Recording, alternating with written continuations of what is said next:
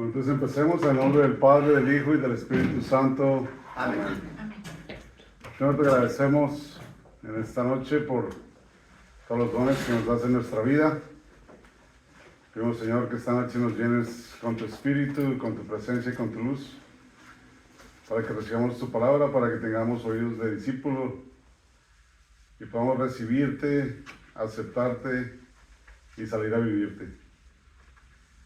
Ya que nos acercamos al final de este libro, al final del Apocalipsis, y que nos acercamos ya al juicio final, Señor, que esto nos haga estar más atentos a cómo vivimos nuestra vida, cómo descubrimos tu vocación para nosotros y cómo llevamos una vida acorde a tus enseñanzas, a tu amor y a tu misericordia. Somos en tus manos a través de la intercesión de nuestra Santa Madre, la Virgen María, en nombre del Padre, del Hijo y del Espíritu Santo. Amén. Amén. Muy bien. Entonces, ¿alguna pregunta, algún comentario de la clase pasada? Vimos las 7 copas.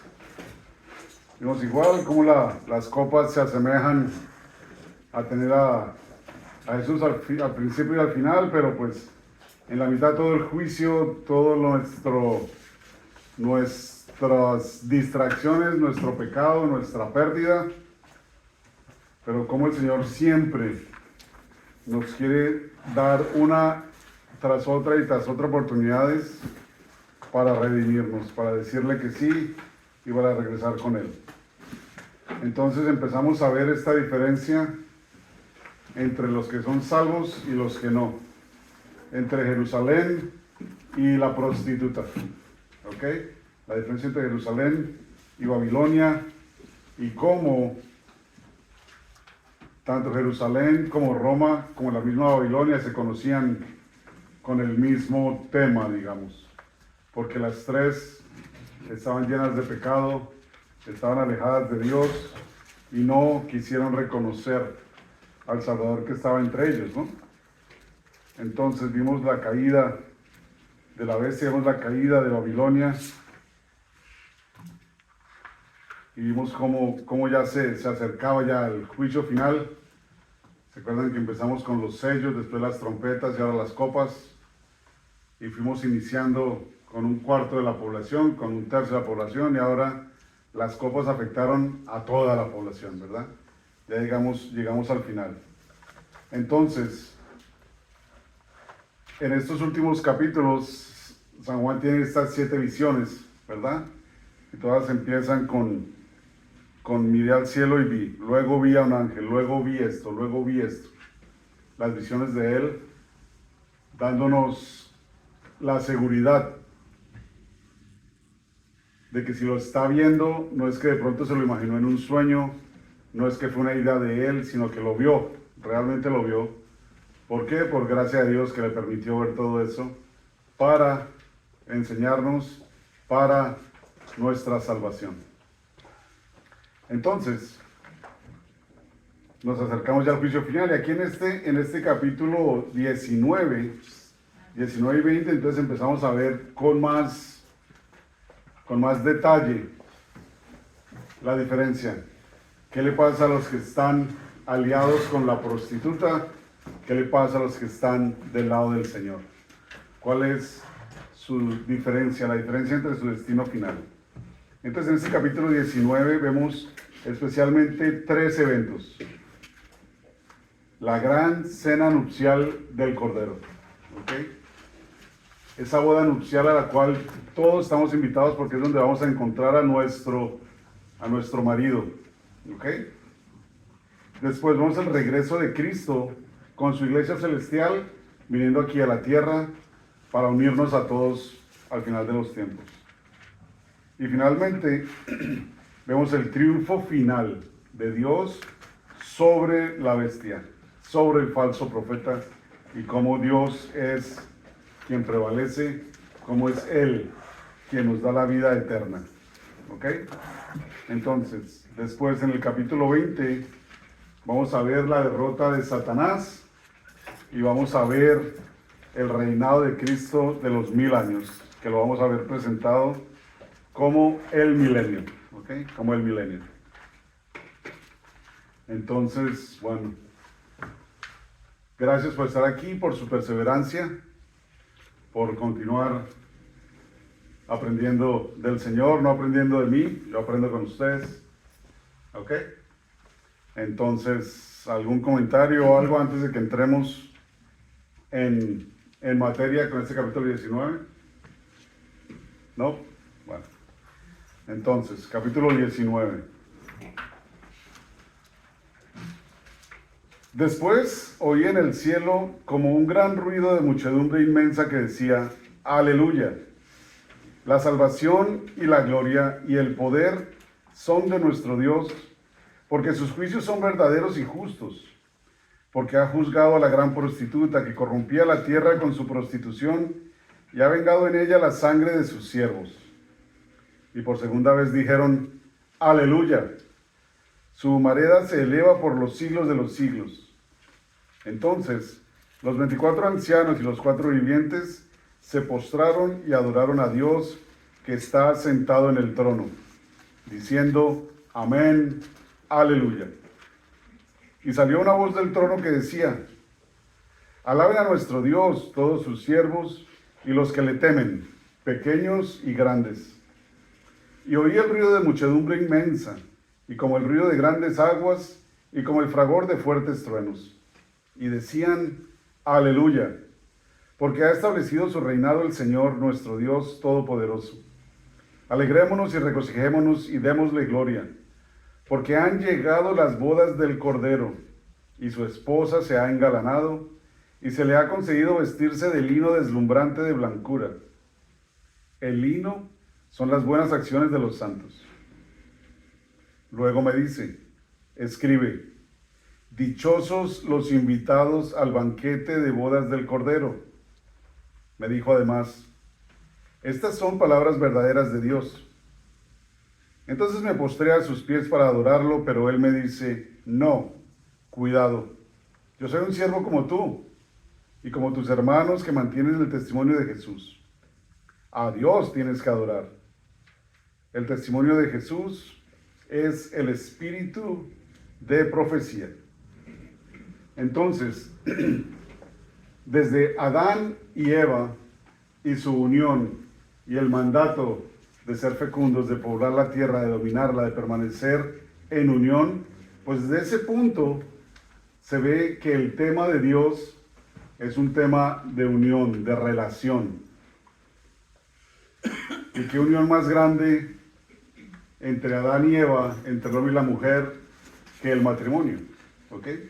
Que la boda nupcial entre marido y mujer, cuando ellos ya no son dos, sino son una sola carne. ¿Ok?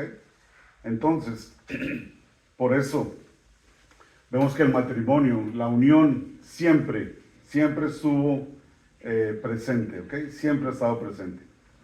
Y veamos lo que nos dice aquí en el Catecismo, en el 1244,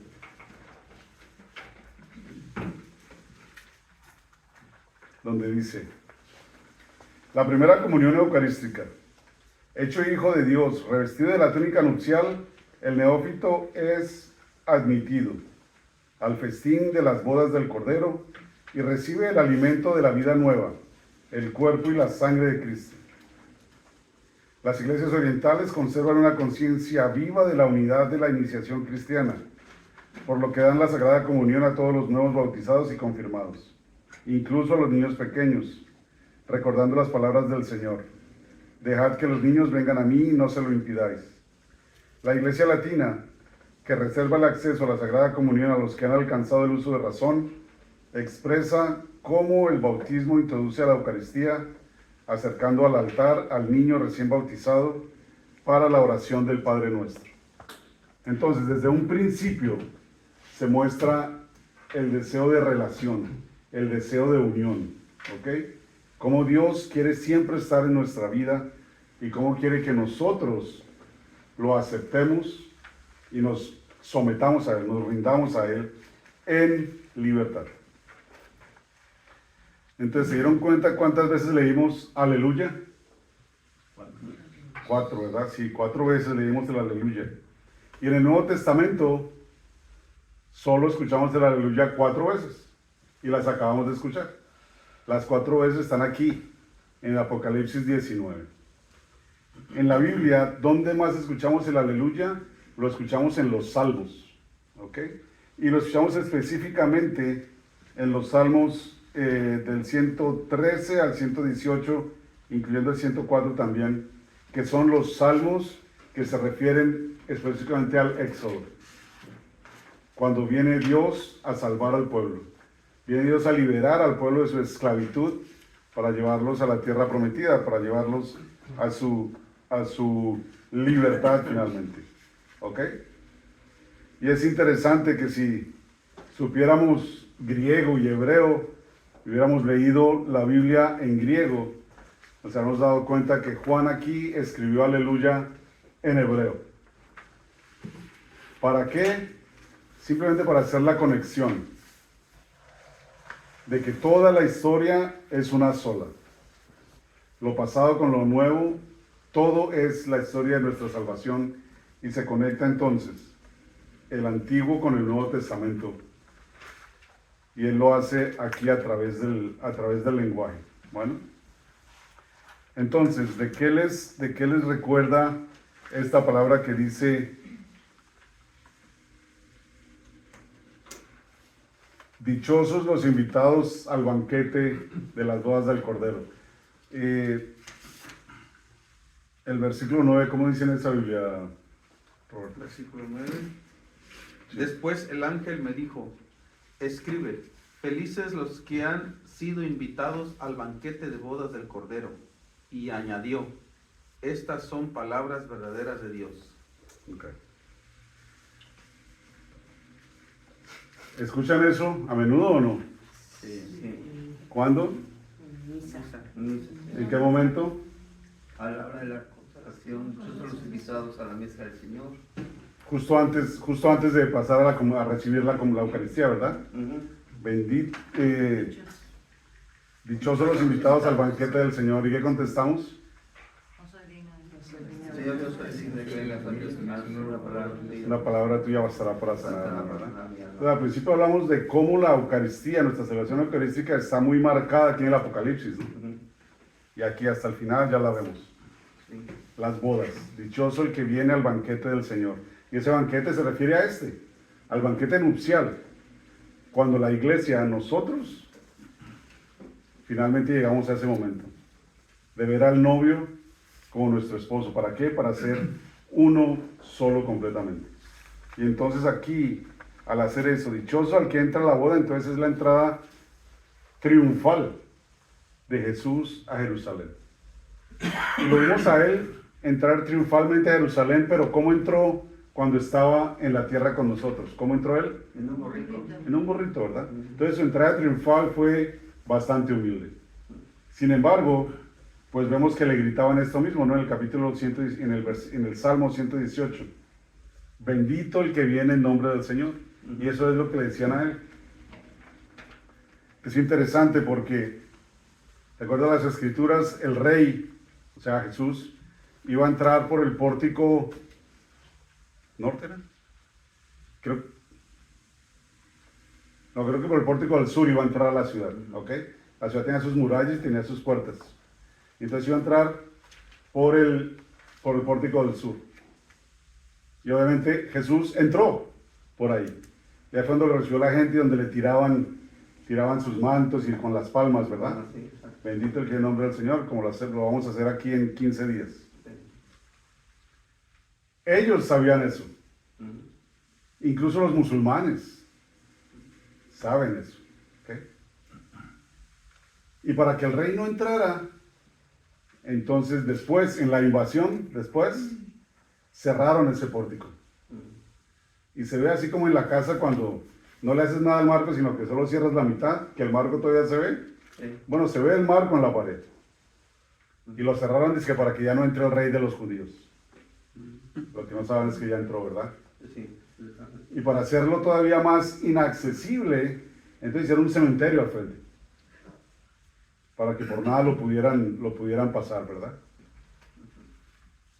Ustedes saben que llegaron tarde. Entonces es interesante esta entrada. Dios se ve allá en Jerusalén. Entonces la iglesia se presenta como la novia en este banquete nupcial, que es a quien vino a salvar Jesús. Y esta iglesia fue prefigurada primero por María. ¿Se acuerdan? En el capítulo 12 hablamos del arca de la alianza, la mujer, la que da a luz al Salvador de la tierra, al Salvador de los hombres. ¿Ok? María. Ella es una prefiguración de la iglesia. Y en Efesios 5:25 leemos cómo debemos amar a esta iglesia, ¿verdad? Maridos, el famoso versículo de los codazos, como le digo yo. Maridos, amen a sus mujeres como Cristo amó a la iglesia y se entregó a sí mismo por ella, para santificarla, purificándola mediante el baño del agua, en virtud de la palabra, y presentársela resplandeciente a sí mismo, sin que tenga mancha ni arruga ni cosa parecida, sino que sea santa e inmaculada. Así que Él vino a salvar a su novia, a entregar su vida por ella.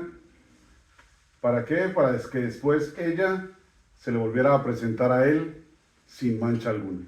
¿Ok? Sin mancha alguna. Como vemos en el capítulo 19, vestida con este lino, con este vestido de lino radiante. ¿Por qué? Porque el lino son las buenas acciones de los santos. La clase pasada leíamos que sus obras van con ellos, ¿verdad? Aquí están representadas en el lino blanco, deslumbrante de blancura, que es lo que demuestra que todos los que están ahí con él son santos, son puros. Si no lo eran a la hora de su muerte, fueron purificados en el purgatorio, ¿verdad? En el purgatorio. Entonces, en todas estas lecturas vemos que siempre habla del novio y de la novia, ¿ok?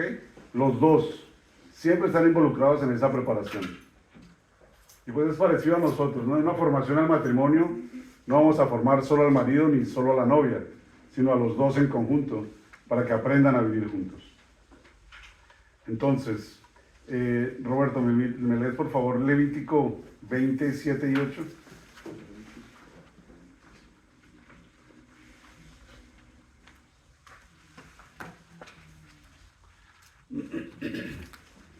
¿Qué capítulo? 20, versículos 7 y 8. 7 y 8. Santifíquense pues y sean santos, porque yo soy Yahvé, el Dios de ustedes. Guarden mis preceptos y practíquenlos. Yo soy Yahvé, y a ustedes les hago santos. Cualquiera que maldiga a su padre o a su madre morirá. El que maldice a su padre o a su madre quiere su propia muerte. Palabra de Dios. Usted dice Dios, ¿no? Yo los hago santos porque yo soy santo. Los hago igual a mí. Los traigo a mi sombra para que estemos unidos, ¿ok? Y siempre respétense, siempre honrense, ¿ok? Siempre honrense. ¿Qué nos dice Filipenses 2, 12 y 13? Dice así.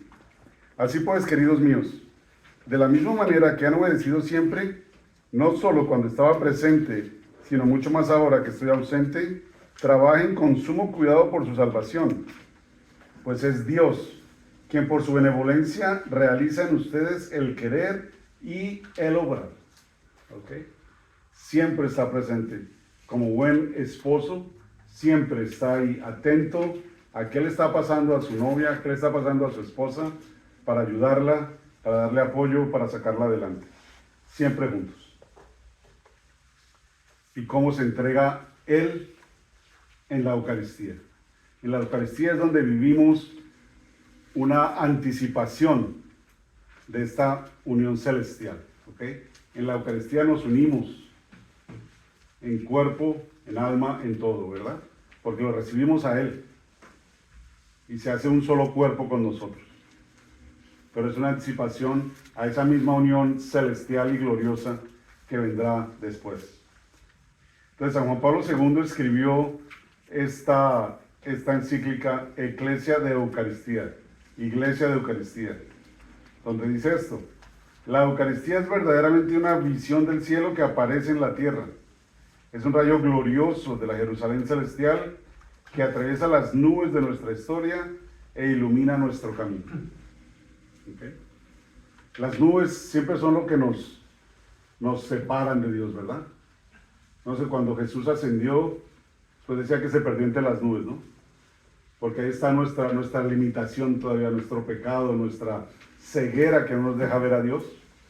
Está representado con las nubes. Juan Pablo II habla de cómo esta Eucaristía como que atraviesa esas nubes para que lo podamos ver. Para que lo podamos ver. Y en el camino a Emaús, pues vemos también cómo van caminando los dos, ¿no? Jesús va caminando y enseñándole a sus discípulos, a su iglesia, y después, ya cuando es la hora, se revela, ¿no? Y se le reveló a ellos en el partir del pan. Entonces, vemos la diferencia entre la liturgia del Antiguo Testamento contra la misa de nosotros ahora. Y eso lo vemos en Hebreo 10:1. La mayor, obviamente, pues es Jesús, ¿verdad? En el Antiguo Testamento teníamos el Arca de la Alianza, que era una arca hecha de madera, revestida de oro, donde estaba la ley, donde estaba el maná y donde estaba la vara de Aarón, ¿sí? Esos en realidad eran de cierta manera símbolos.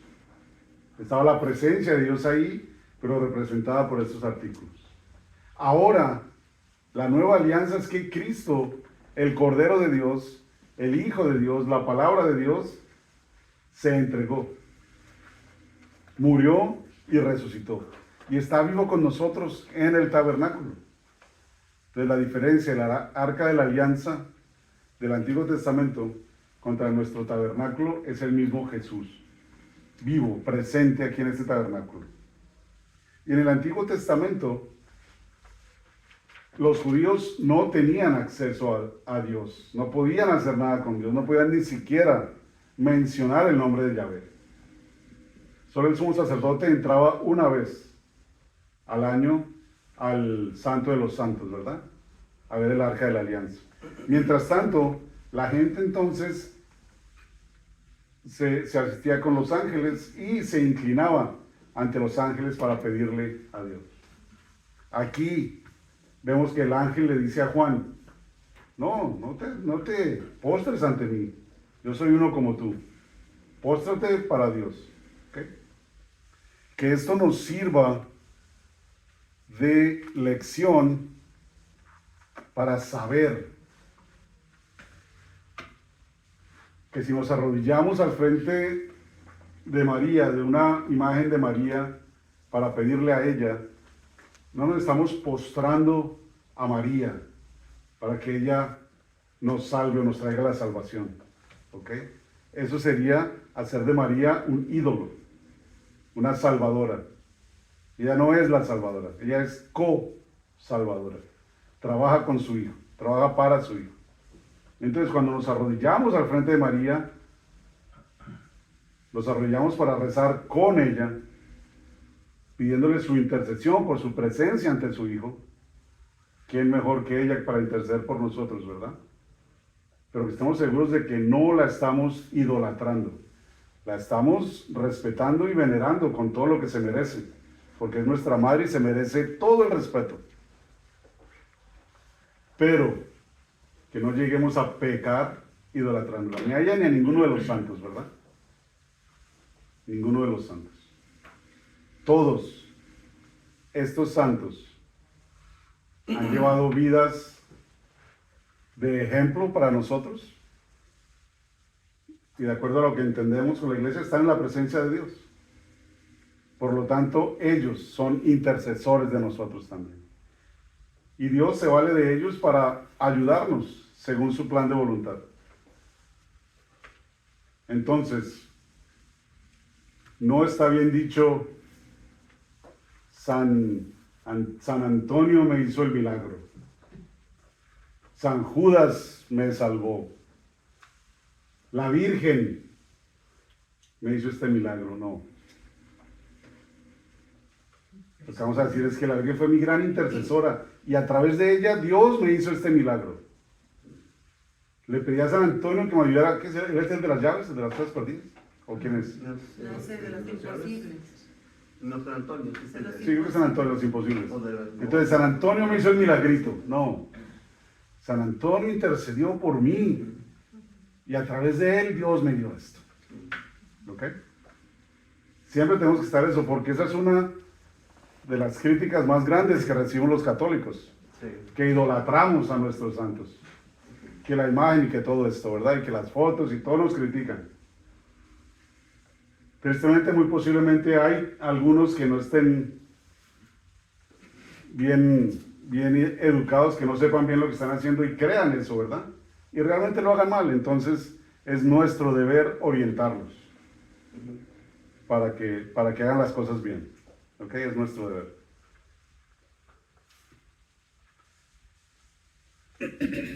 Entonces, también en la clase pasada veíamos al jinete del caballo blanco, ¿verdad? Este jinete que es Jesús, el único que podía romper los sellos, el único que tiene la espada de doble filo, el principio y el fin, el todo, ¿ok? Entonces sigamos acá. Versículo 11. Entonces vi el cielo abierto y había un caballo blanco. El que lo monta se llama Fiel y Veraz, y juzga y combate con justicia. Sus ojos llama de fuego sobre su cabeza. Llámelo otra vez. Sus ojos llama de fuego. Sobre su cabeza muchas diademas. Lleva escrito un nombre que solo él conoce. Viste un manto empapado en sangre y su nombre es la palabra de Dios. Y los ejércitos del cielo, vestidos de lino blanco puro, le seguían sobre caballos blancos. De su boca sale una espada afilada para herir con ella a los paganos. Él los regirá con cetro de hierro. Él pisa el lagar del vino de la furiosa ira de Dios, el Todopoderoso. Lleva escrito un nombre en su manto y en su muslo: Rey de Reyes y Señor de Señores. Luego vi a un ángel de pie sobre el sol que gritaba con fuerte voz a todas las aves que volaban por lo alto del cielo: vengan, reúnanse para el gran banquete de Dios, para que coman carne de reyes, carne de tribunos y carne de valientes, carne de caballos y de sus jinetes, y carne de toda clase de gente, libres y esclavos, pequeños y grandes. Vi entonces a la bestia y a los reyes de la tierra con sus ejércitos reunidos para entablar un combate contra el que iba montado en el caballo y contra su ejército. Pero la bestia fue capturada, y con ella el falso profeta, el que había realizado al servicio de la bestia los signos con que seducía a los que habían aceptado la marca de la bestia y a los que adoraban su imagen. Los dos fueron arrojados vivos al lago del fuego que arde con azufre. Los demás fueron exterminados por la espada que sale de la boca del que monta el caballo, y todas las aves se hartaron de sus carnes. Okay. Un poco grotesca la imagen, ¿verdad? Pero,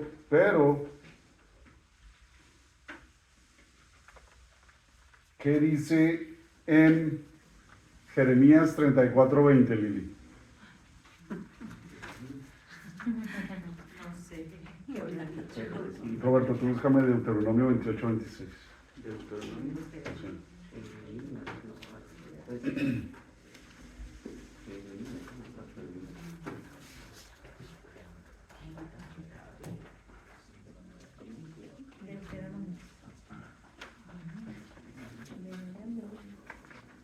Deuteronomio, ¿qué perdón? 28:26.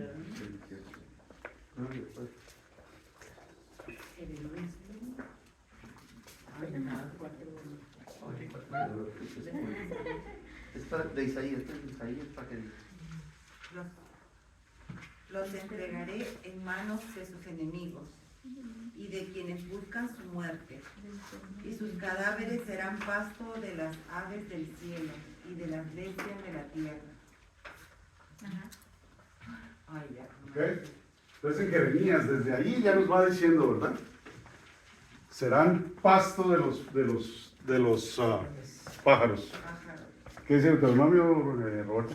Tu cadáver servirá de comida a todas las aves del cielo y a todas las bestias de la tierra, sin que nadie las corra. Ok. ¿Alguno de ustedes de casualidad tiene presentes las obras de misericordia corporales? Ayudar a los enfermos. Esa es una. Vestir al desnudo, visitar a los de la cárcel, a los prisioneros, dar de comer al hambriento, dar de beber al sediento, Y enterrar, enterrar a los muertos, ¿verdad? ¿Qué estamos diciendo aquí? que nos van a enterrar, nos van a comer. No los van a enterrar porque se van a volver comida. ¿Ok? Se van a comer las bestias Sí. y los pájaros y todo eso, ¿verdad? ¿Por qué? Porque es un castigo de Dios. Te portaste mal, vas a morir y vas a quedar ahí tirado para que sea lo peor, ¿verdad?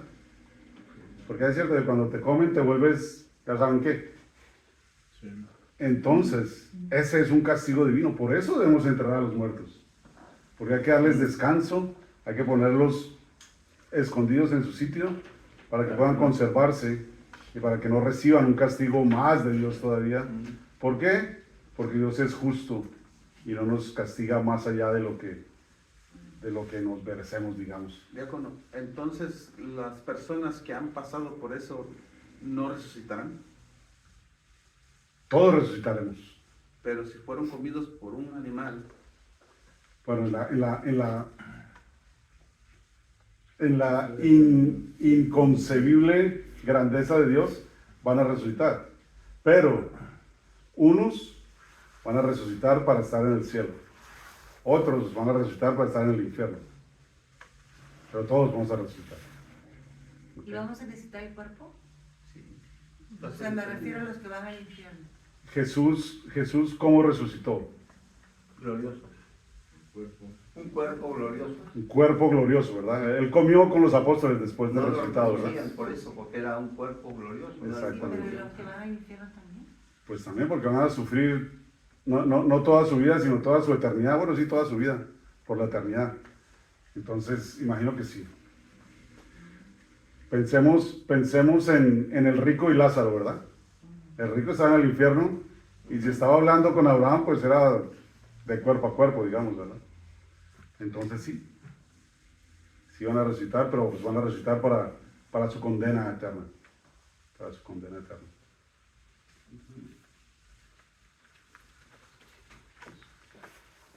Sí, en Tesalonicenses 4 dice que todos vamos a resucitar. Sí, todo. Tesalonicenses 4 Ajá. dice que todos vamos a resucitar. Los buenos, Buenos y malos, sí. los feos. No, Los feos ¿qué y los pasó? buenos. Los feos mal portados. No se salvan. Los feos mal Y portados. entonces, como sabemos, este libro fue escrito unos años antes del año 70, ¿verdad? Entonces está prediciendo también que toda esta destrucción y toda esta muerte de todos los israelitas que están ahí va a ser similar y van a quedar tirados por todos lados. ¿Se acuerdan que hablamos del río que se tornó rojo por la muerte de todos estos, verdad? Entonces a eso es a que se refiere también, trayendo referencias a Ezequiel principalmente, quien habla también con una literatura muy apocalíptica de la destrucción, ¿verdad? Ezequiel profetizó la destrucción del 587, la primera vez que fue destruido el templo, y ahora Juan está hablando de la segunda, en el año 70 después de Cristo. ¿Ok? Entonces, este es el final. Los que están con Dios, los que están con Jesús, los que están con el jinete del caballo blanco, salieron bien, salieron victoriosos, están con el ganador. Los otros se convirtieron en carne para las bestias. ¿Ok? ¿En qué equipo quieres jugar? Con los buenos. Entonces, para que piensen que equipo quieren jugar, un break ahorita, vamos por el café y el pan.